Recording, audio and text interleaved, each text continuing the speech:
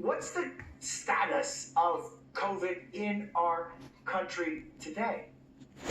Right. According to News News, actually 600 people died yesterday from COVID-19. And again, we have this fascination in America of being just obsessed with how many people died and not necessarily how many people have been impacted. We know millions of Americans right now have lost their taste and smell. And we say oftentimes you hear reported this is a mild case of COVID. But what does it mean when two of your five senses no longer work, when pieces of your brain and your nerves are no longer talking to each other? And what's the trajectory that we anticipate happening when you have that type of inflammatory response? Will those persons be more at risk of developing conditions like Parkinson's, conditions like multiple sclerosis, conditions like Alzheimer's disease that impact the brain because of inflammatory responses? We don't know. What we do know, though, is like my mentee, she has not been able to taste or smell since January 2021. That is not normal. And those persons that are being told, oh, this is just mild, they feel like they are being ignored by the general public,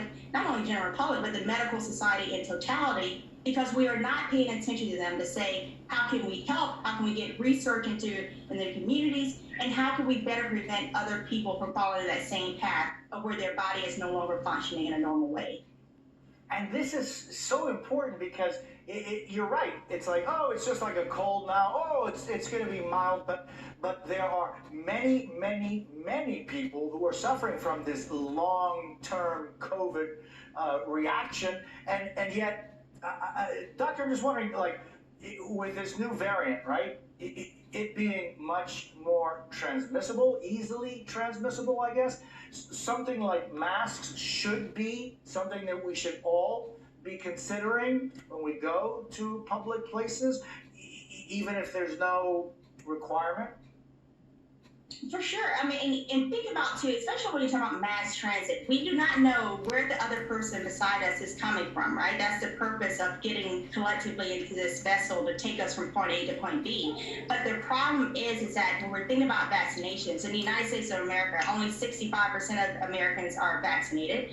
Only 30% of us have taken the booster shot at this point. We know that millions of children 5 and under cannot be vaccinated. But then also globally, again, thinking about who is sitting beside you, we know that global vaccination has lagged. 65% of the globe is vaccinated.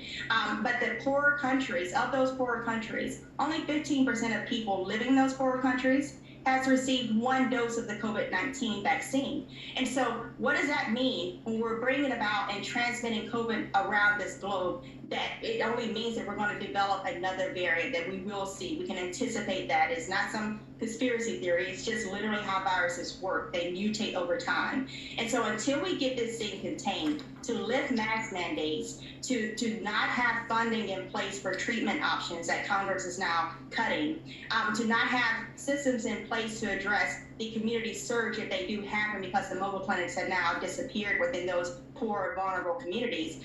It's not centered in public health measures, and it's definitely not centered in equity.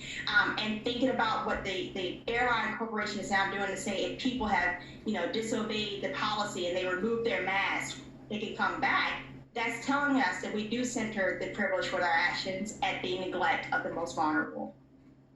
Dr. Ebony Hilton, thank you. Thank you for being with us this morning. Appreciate it. Right now, President Biden is on his way